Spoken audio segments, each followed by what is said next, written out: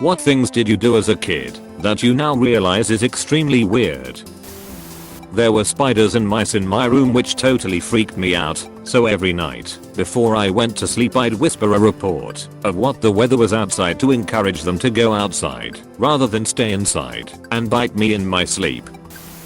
When I was in 4th grade, so around 9 or 10 at a private school, we used pinto beans as counters during math. Well, one day someone realized if you put a bean in water, it would sprout, and it became incredibly fashionable to keep a couple living bean sprouts sitting in your desk at all times. This turned into a whole industry. Sneaking to the cabinet in the back and stealing the beans was risky, so people took on those roles. The beans were old, so getting them to actually sprout was valuable. Others would sneak the sprouts in and out of class to get sun. A boy's grandparents had bought him a science experiment kit that came with hundreds of these little plastic vials that stood up on their own. They were the perfect size for keeping a sprouted pinto bean, so he started trading them. Another two kids had water bottles with a straw that fit neatly into the vials and made it easy to water the sprouts. They turned it into a service. One pretty talented group of girls started making houses out of paper and cardboard for the sprouts to live in. This allowed bean families to become a thing. Another girl realized that the houses meant there was a market for bean sprout furniture.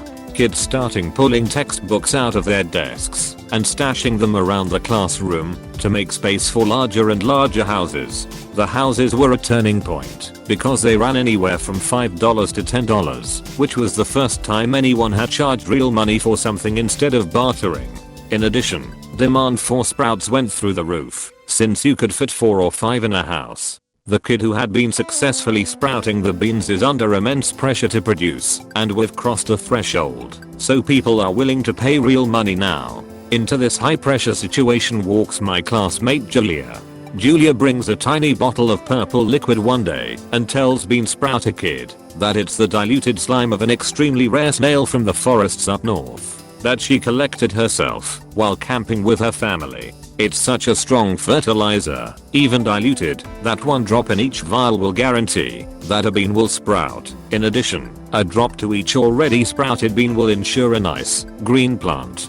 There's enough for around 50 sprouts in there, but it's going to cost him $20 for the whole bottle. Well, if you're selling the sprouts at $1 each, $20 is a steal.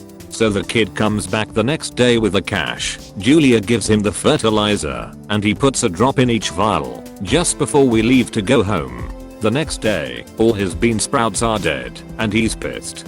Turns out the fertilizer was just Julia's mom's perfume, and it killed all the plants. Well, Bean Sprouter Kid is not the kind of person to take this laying down, so he goes to the teacher to tell her that he got conned, and the whole thing unravels. The teacher is upset that her students have been devoting hours of in-class time to beans. Parents are upset that money they thought was for snacks or field trips was for beans. The principal has to announce to the whole school that growing plants in your desk is now banned, which just confuses everyone else. And my class is angry at poor Bean Sprouting Kid for snitching and ruining everything. All their hard work is now in the trash. The bean sprout industry never recovered. 8 rose petals. My grandfather told me they are edible. I still eat one when I go visit his grave. Edit. Thanks for my first award, kind stranger. I did not think this would resonate with so many people, and it's great to see all the different cuisine and recipe suggestions. Purple was my favorite color, but I didn't like the word, so I called it Murderlop. Found out that the air had germs in it and tried not to breathe too much. I used to host imaginary science shows where I would get questions from viewers that I had to answer. I don't remember a lot of the questions from my fake audience, but I remember trying to explain that glass actually could let air through, and that was the explanation to how we didn't suffocate when all the doors and windows were shut. Young me did not know a whole lot about ventilation. Edit. I also remembered something else now. My mom worked as a nurse, and she sometimes let me take syringes home with me, both with and without needles. Don't really know how I feel about that nowadays, though. I sometimes took a bit of everything from our bathroom shower gels, shampoo, whatever fluid I could get my hands on basically, and I'd filled a mixture of the acid and put into a syringe. I then sneaked around the apartment and chose my victim, A poor plant of some kind. I injected a small dose of the magical elixir into the poor plant. Super happy this didn't develop some sort of mental disorder for me later. I used to eat ants. I didn't even like the taste, and I kept doing it. I used to steal things from my sister when she was mean to me and then hide them by sewing them into her stuffed animals. She found out a few months ago and was really freaked out. I used to have science experiments in the bathroom sink, meaning it'd go the bathroom and lock the door. Once in it, make sure the sink drain was shut, and then proceed to add every cleaner, chemical, shampoo etc under the sink to the sink in hopes of a reaction. Never got one, but it also never stopped me from trying. In hindsight, I probably could have killed myself if I had mixed the wrong stuff. I obviously didn't.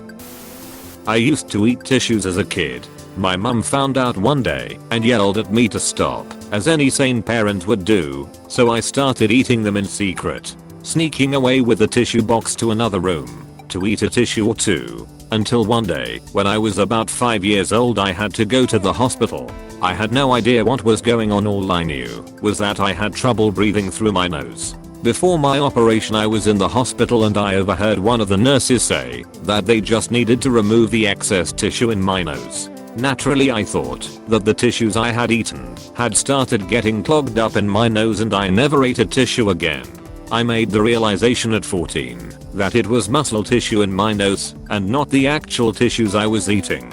Edit. I'm glad to learn that I'm not alone with my strange habit. Also wanted to add that I saw some people mention getting tissue stuck in their ears, and I had a close call in primary school when I rolled a piece of paper into a really small ball and put it into my ear. If you haven't realized I wasn't the brightest child, had to go to the medical bay to get it taken out with tweezers.